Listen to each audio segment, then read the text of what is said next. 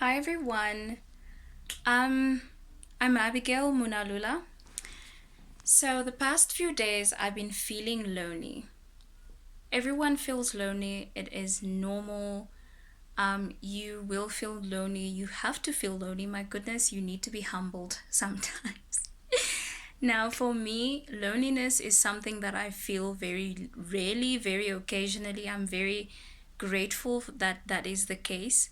And I think this is because of this principle that I want to share with you guys right now that I learned a couple years ago. And I know that this was inspired in my relationship with Jesus, with God. I'm a Christian.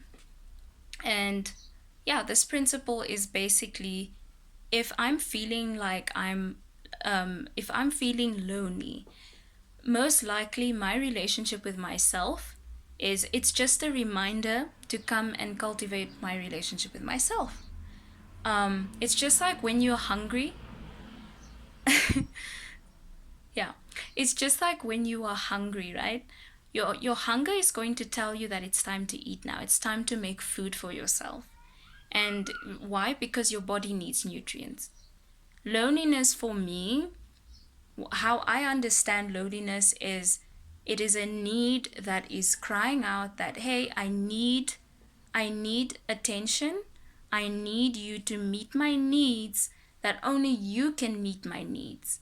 And so you need to tap inside here and meet those needs. And a lot of the times what we end up doing is we meet our needs through other people. We want our friends, our family, romantic partners to come and meet our needs that they can only do so much. It's almost like having snacks for snacks when you're hungry. You're gonna have all the yummy goodies and gonna be taking bites of things and for the temporarily you're going to be full, but you're going to be hungry again really soon and your appetite is going to be insatiable. When you have snacks and sweets and all these things, you are hungry, you are sorry, you are filled up for only a short period of time, but only later, but very soon you're going to end up hungry again. But compared to if you had a full healthy meal, full balanced meal, you end up you end up if you had that meal, you end up being so content and so full that you can be on your own, and it becomes a blessing, a luxury that the other people meeting your needs becomes a luxury. It's now a cherry on the top, right?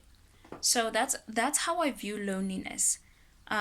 So remembering this principle of mine, a few days ago, what I did was number one, I prayed. I always go and talk to the Lord when I feel lonely.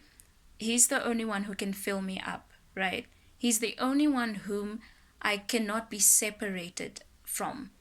That is when I'm walking in relationship with him. I can't be separated from him. The only thing that can separate us from the Lord is our own sin, and even our sin has been overcome by the death and resurrection of Jesus, by the way. And so if I'm walking in the resurrection of Jesus, if I'm walking in, okay, I'm saved, I'm in the blood of Jesus, I'm repentant, etc., there's nothing that can separate me from God, right? So he's the person. So he's the person that I want to run to and attain my freedom in, right? So number one, I'm going to pray. And I'm going to tell him about all my problems. I'm going to vent to him. I cannot meet my own needs, right? Even when I'm saying that I'm going to now go meet my needs, yes, for me, that means going to God, like, God, meet my needs. I just want to put that out there as well. Um, yeah, you can't do it on your own. And then, so after I pray, then I start journaling. Um, or I might be praying and journaling in between. It's always this mix. And then maybe I might cry because something comes up and I'm understanding why I'm lonely. And then, and this time, to be quite transparent, I did cry. And I cried because stuff was coming out that I didn't really know was there or I thought was dealt with. One of those things was grieving the loss of my grandmother. Um, she passed on like 2 months ago on my birthday. It was horrible.